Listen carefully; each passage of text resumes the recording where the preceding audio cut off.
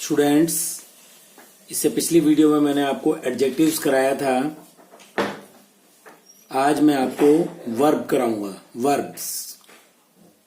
Verbs क्या होता है? वर्ब्स का मतलब हिंदी में क्रिया, काम। Verbs are the words or groups of words that show the action, possession or state of being of the subject of the sentence. Verb से हमें ये पता लगता है कि किसी काम का करना या होना, वो वर्ब कहलाता है। वो हमें एक्शन शो करता है, possessions और state of being the subject of the sentence, यानी कि उस सेंटेंस में जो सब्जेक्ट है वो किस स्थिति में है। जैसे examples, we eat to live. यहां ईट वर्ब है, क्रिया। They are presenting a group dance. तो आर प्रेजेंटिंग यहां पर वर्ब होगा। आर हेल्पिंग वर्ब होता है। The goat was bleating loudly. Was bleating, was helping verb है यहां और ब्लीटिंग वर्ब है। I have finished writing my essay. यहां पर have finished, have helping verb है, फिनिश्ड वर्ब है। The blind man was helped bye a little girl. तो was helped, यहां पर वॉज हेल्पिंग वर्ब है और हेल्प्ड जो है वो वर्ब है। इस तरीके से इन सभी सेंटेंसेस में यहां हैव, इज, वर, ये जो है आर, वाज, यहां पर ये हेल्पिंग वर्ब्स हैं। तो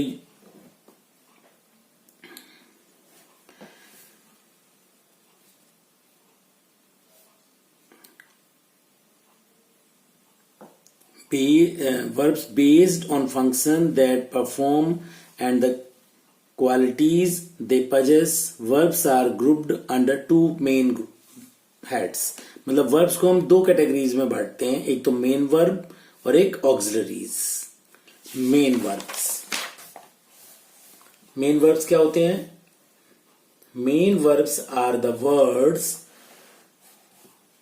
that with or without the help of auxiliaries express some action, possession, being, quality, position और profession। मतलब मेन वर्ब वो होती है जिससे हमें किसी काम का पता लगता है। जैसे a parrot is holding a green chili in its beak। तो यहां पर holding ये जो है मेन वर्ब है। The weeping boy sat on a rock. Sat ये वर्ब है यहां पर। The chief guests will inaugurate the new school buildings. यहां इनॉग्रेट ये वर्ब है। A traffic policeman controls the traffic. Controls ये जो है ये मेन वर्ब है। A teacher teaches the students. यहां टीचेज मेन वर्ब है। तो इस तरीके से ये सेंटेंसेस थे। Each of these words express some work, possession और state of being. Therefore all these words are main verbs. इस तरीके से जितने भी ये हाईलाइटेड वर्ड्स हैं, वर्ब हैं, ये मेन वर्ब्स हैं। अब object of verb. Ananya presented a song. यहां पर वर्ब जो है वो प्रेजेंटेड है, लेकिन प्रेजेंटेड व्हाट, मतलब क्या प्रेजेंट किया उसने? A song. तो ऑब्जेक्ट इसमें क्या हो गया? A song. ऐसे ही I just posted the letter. Posted यहां वर्ब है, लेकिन पोस्टेड व्हाट, क्या पोस्ट किया है? The letter. ये द लेटर जो है वो ऑब्जेक्ट हो गया। तो she did not praise him. Praise who, किसको प्रेज किया? हिम, ये ऑब्जेक्ट है यहां पर। तो you can see that verbs in the above sentences need a noun or pronoun that answer a who or what questions to complete their sense। मतलब जो question किया गया है किसके लिए किया गया है वही ऑब्जेक्ट होता है यहां पर। These nouns or pronouns are the object of these verbs। In verbs के ऑब्जेक्ट्स हैं ये। जैसे यहां पर फर्स्ट सेंटेंस में ए सॉन्ग, सेकेंड में द लेटर, या थर्ड में him. sometimes there may be two successive objects of one verb। See the following example। My mother bought me a doll। bought what मतलब क्या खरीदा? a doll। दूसरा meaning है इसमें bot for whom मतलब किसके लिए खरीदा? मी। यहां पर दो ऑब्जेक्ट हैं यहां पर, मी और ए डॉल। आगे they gave us gifts. Gave what क्या दिया? गिफ्ट्स दिए। गेव whom किसको दिया? अस। तो when a verb has two objects the answer to the what question is direct object and the answer to whom question is the indirect object। मतलब जब कोई verb में दो ऑब्जेक्ट होते हैं तो आंसर टू द what जब आता है तो डायरेक्ट ऑब्जेक्ट होता है, और whom होता है, whom किसके लिए? वो इनडायरेक्ट ऑब्जेक्ट होता है। तो have you noticed that the indirect object is recipient of the direct object। मतलब जो इनडायरेक्ट ऑब्जेक्ट होता है वो भी डायरेक्ट ऑब्जेक्ट पर ही डिपेंड होता है एक तरह से। इसके बाद दूसरा है इसमें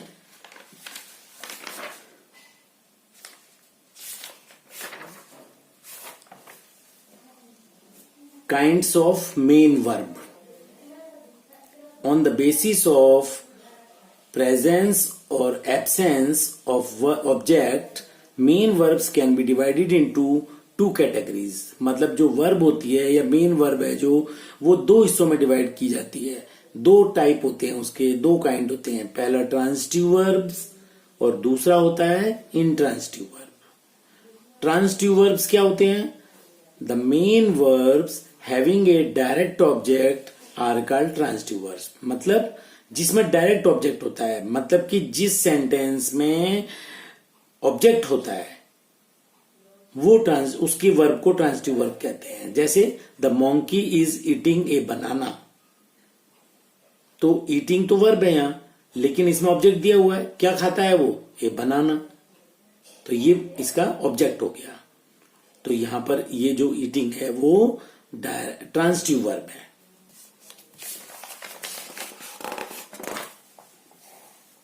The washerman washed our clothes clean। अब यहां पर our clothes जो है मतलब washed तो हो गई यहां पर वर्ब, लेकिन ऑब्जेक्ट क्या है? our clothes। तो यहां पर ये जो washed है ये ट्रांसिटिव वर्ब है क्योंकि यहां ऑब्जेक्ट दिया हुआ है। Third sentence the girl plucked some beautiful flowers from the garden. अब प्लग्ड तो वर्ब है यहां पर, प्लग्ड मतलब तोड़ना। सम ब्यूटीफुल फ्लावर्स ये ऑब्जेक्ट हो गया। तो इसका मतलब ये है कि जो प्लग्ड है वो ट्रांसिटिव वर्ब है। अब दूसरा आता है इंट्रांसिटिव वर्ब्स। इंट्रांसिटिव वर्ब्स में the main verbs which have no objects are called intransitive verbs. मतलब वो मेन वर्ब जिसमें ऑब्जेक्ट नहीं होता, जिसके सेंटेंस में ऑब्जेक्ट नहीं होता, वो इंट्रांसिटिव वर्ब कहलाते हैं। जैसे द बॉय लाफ्ड लाउडली। अब यहां पर वर्ब क्या है? लाफ्ड, लेकिन यहां ऑब्जेक्ट नहीं है, जब ऑब्जेक्ट नहीं है इसका मतलब लाफ्ड जो है वो इंट्रांसिटिव वर्ब है। उसी तरीके से the man were walking fast, subject तो यहां मैन है, द मैन, लेकिन वर वॉकिंग जो है वर्ब है और लेकिन यहां पर ऑब्जेक्ट नहीं है, इसलिए ये जो वॉकिंग है वो इंट्रांसिटिव वर्ब है।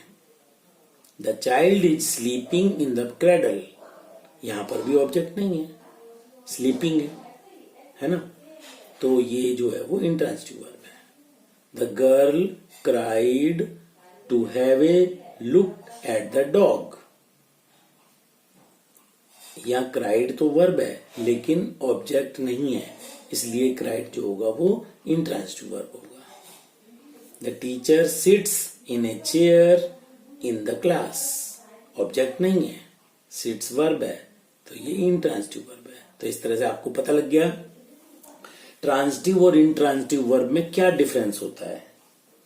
अब एक छोटी सी एक्सरसाइज है, उसमें कुछ सेंटेंसेस हैं, उसमें आपको पता लगाना है कि ये ट्रांसिटिव वर्ब है या इंट्रांसिटिव वर्ब है।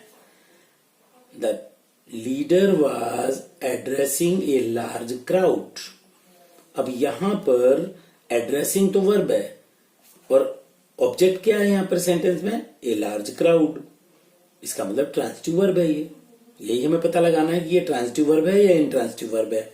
अगला, the chef did not cook, chef subject है और कुक जो है वो वर्ब है, लेकिन यहां ऑब्जेक्ट में कुछ भी नहीं है, तो इसका मतलब ये जो कुक है वो इंट्रांसिटिव वर्ब है। Two of the vehicles on the road suddenly stopped, stopped verb है और इसके बाद ऑब्जेक्ट नहीं है, इसका मतलब ये स्टॉप जो है वो इंट्रांसिटिव वर्ब है इस सेंटेंस के अंदर। The ceiling fan in my room is not working, इसमें भी वर्किंग के बाद में ऑब्जेक्ट नहीं है, नहीं है तो इंट्रांसिटिव वर्ब है। Some birds were chirping while others were quiet, यहां पर चीर्पिंग तो क्या है, चीर्पिंग जो है वो वर्ब है और ऑब्जेक्ट इसमें कुछ भी नहीं है तो फिर ये इंट्रांसिटिव वर्ब होगी। The chief guest hosted the flag, अब होस्टेड वर्ब है लेकिन क्या उन्होंने होस्ट किया, द फ्लैग, ये ऑब्जेक्ट दिया हुआ है, इसलिए होस्टेड जो है वो ट्रांसिटिव वर्ब है। All the guests have left, यहां पर लेफ्ट वर्ब है, उसके बाद में कुछ भी नहीं है, ऑब्जेक्ट नहीं है तो ये जो है वो लेफ्ट जो है वो इंट्रांसिटिव वर्ब है। Pollution has increased in our country, increased जो है वो क्या है, वर्ब है, लेकिन ऑब्जेक्ट नहीं है, यहां पर भी नहीं है तो इंक्रीज्ड जो है वो इंट्रांसिटिव वर्ब है। नेहाज आंट निट हर ए स्वेटर, तो निट जो है वो क्या है, वर्ब है, लेकिन हर उसमें दे दिया बाद में, ऑब्जेक्ट दो हो गए, मतलब हर भी है और स्वेटर भी है, तो ऑब्जेक्ट यहाँ है, ऑब्जेक्ट है तो ट्रांसिटिव वर्ब है ये। मे आई रेस्ट हियर, यहां पर ऑब्जेक्ट नहीं है इसलिए ये इंट्रांसिटिव वर्ब है, रेस्ट, ठीक है। इसके बाद आता है on the basis of their forms, मतलब कि वर्ब की forms, main verbs can be two kinds, main verb जो होती है वो दो काइंड्स होते हैं मेन वर्ब के, एक तो वीक और एक स्ट्रॉन्ग। वीक का मतलब है रेगुलर वर्ब्स और स्ट्रॉन्ग का मतलब है इरेगुलर। वीक वर्ब्स क्या होते हैं, those verbs which take D, ED और T in their past form जब बनाते हैं उसकी पास्ट या पास्ट पार्टिसिपल फॉर्म, तो उसमें या तो डी लगेगा या ईडी लगेगा या टी लगेगा, वो वीक वर्ब्स कहलाती हैं, जिसको रेगुलर वर्ब्स भी कह सकते हैं। जैसे एग्जांपल्स, ये वर्ब की फर्स्ट फॉर्म है, ये सेकंड फॉर्म है पास्ट फॉर्म, ये पास्ट पार्टिसिपल थर्ड फॉर्म है। जैसे बर्न में या तो बर्न या बर्न्ड दोनों हो सकते हैं, और थर्ड फॉर्म में बर्न्ड या बर्न्ड, यही होता है सेम। क्राई का क्राइड और क्राइड, ऐसे ही डिवाइड में डिवाइडेड, डिवाइडेड, सेकेंड फॉर्म भी डिवाइडेड होती है, थर्ड फॉर्म भी डिवाइडेड होती है डिवाइड का। इसके बाद लीव, लीव का लेफ्ट और लेफ्ट, ये लीव लेफ्ट सेकेंड फॉर्म है, यानी कि पास्ट फॉर्म, और पास्ट पार्टिसिपल फॉर्म जो है वो भी लेफ्ट है।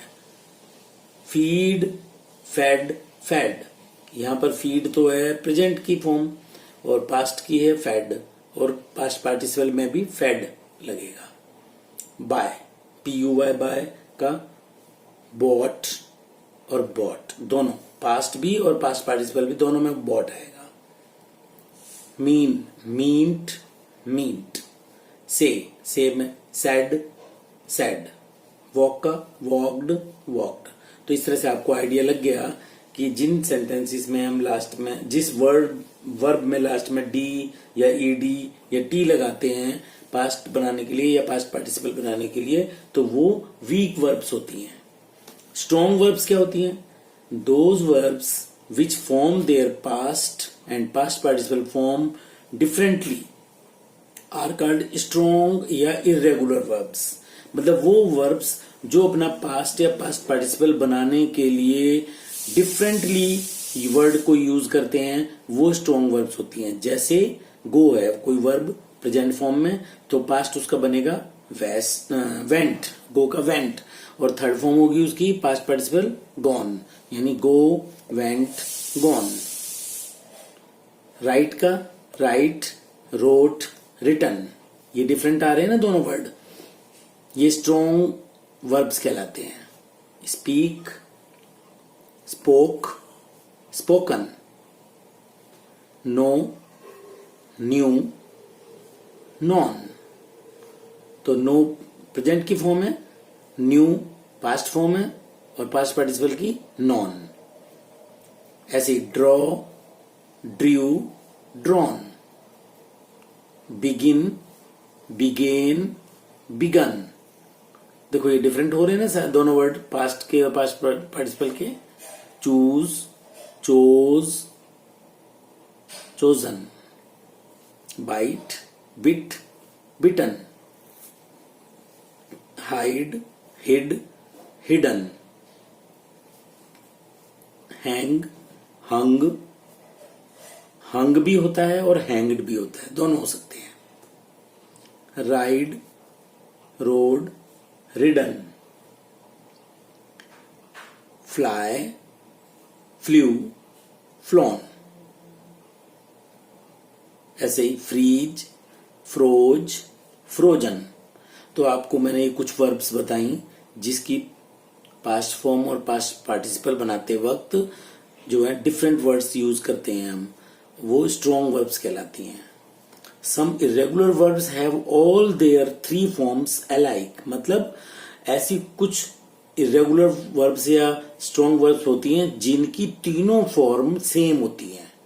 कुछ वर्ब्स ऐसी भी होती हैं, past present form, past form और पास्ट पार्टिसिपल फॉर्म तीनों सेम रहेंगी। जैसे पुट, पुट, पुट। ऐसे ही cut, cut, cut. Cast, cast, cast. Hurt का हर्ट, हर्ट, हर्ट। सैड में सैड का सैड, शेड, शेड। ऐसे ही let, let, let. Hit, hit, hit. तो इस तरह से और भी हैं ये, सट, शट, शट। तो ये तीनों फॉर्म सेम होंगी, वो उनको ये भी स्ट्रॉन्ग वर्ब्स कहलाती हैं।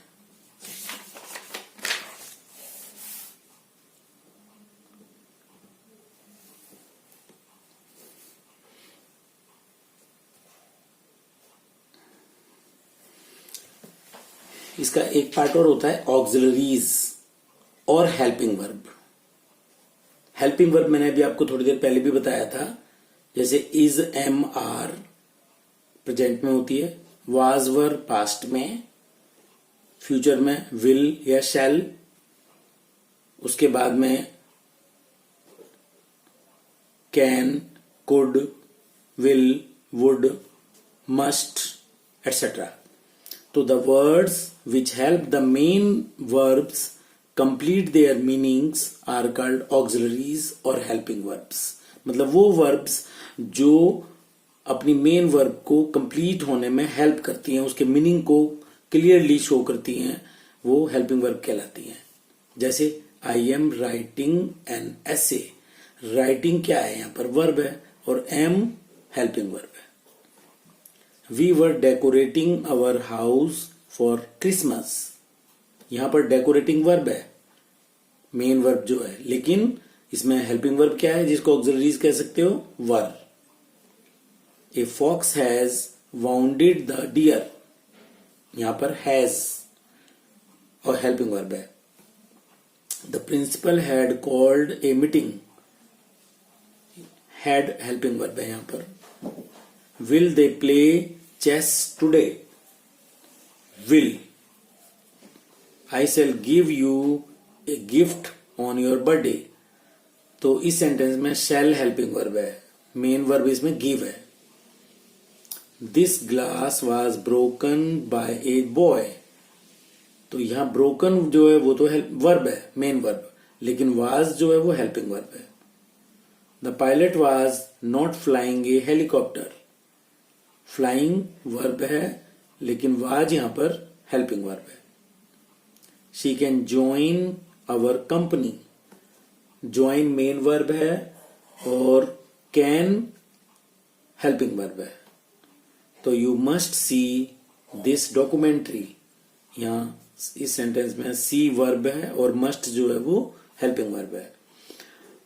तो you can see that highlighted words जैसे am, were, has, had, will, shall, was, can and must do not have any meaning. इनका अपना कोई मीनिंग नहीं है।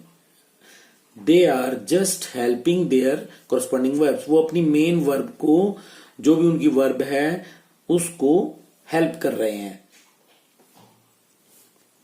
राइटिंग, डेकोरेटिंग, वाउंडेड वगैरह वगैरह जो भी इसमें वर्ड्स आए हुए हैं, जो भी वर्ब आई हुई हैं, तो अपना उसको कंप्लीट देयर मीनिंग्स, उनके मीनिंग्स को कंप्लीट करने के लिए हेल्प कर रहे हैं उनको। Therefore all these words are helping verbs और ऑक्सिलरीज। इन्हीं हेल्पिंग वर्ब्स को ऑक्सिलरीज कहा जाता है। Kinds of auxiliaries. Kinds of auxiliaries क्या होते हैं? ऑक्सिलरीज आर टू टाइप्स, दो तरह के होते हैं, प्राइमरी ऑक्सिलरीज और मॉडल ऑक्सिलरीज, और मोडाल्स भी कहते हैं मॉडल ऑक्सिलरीज को। प्राइमरी में तो आपने देख लिया, जैसे प्राइमरी ऑक्सिलरीज क्या होते हैं? Primary auxiliaries are the different forms of the verbs do, be and have. इन सेंटेंसेस में देखो, she does not know my name. Little Alan did not kick the ball. The cattle were grazing by the side of the canal. Have they finished their work? The poor man had not eaten anything for 2 days. Do they meet him often? Are you coming along? Is she practicing for the match? I am learning Spanish these days. Can you identify the main verbs in each of the following? Observe. Does, did, were, have, has, had, do, are, is and am are helping the main verbs. ये verbs वो हैं, ये helping verbs हैं जो अपनी main verb को help कर रही हैं, जो इसमें वर्ब दी हुई हैं। जैसे नो, किक, यहाँ पर नो है, इसमें किक है, थर्ड सेंटेंस में ग्रेजिंग है, फोर्थ में फिनिश्ड है ना। इस तरीके से वर्ब्स हैं ये। तो टू कंप्लीट देयर मीनिंग, इनका मीनिंग कंप्लीट करने के लिए ये हेल्प करती हैं। ये प्राइमरी ऑक्सिलरीज कहलाती हैं। सेकेंडरी मोडाल्स होते हैं, जो सेकंड पार्ट है इसका, मोडाल ऑक्सिलरीज, या जिसको मोडाल्स भी कहते हैं, उसके वो एक अलग टॉपिक है, वो मैं नेक्स्ट वीडियो में आपको समझाऊंगा। ये वीडियो में एक्सरसाइज मैंने आपको साथ ही साथ कराई है, इसको अच्छी तरह से 2 बार 3 बार कम से कम इस वीडियो को समझना, सुनना।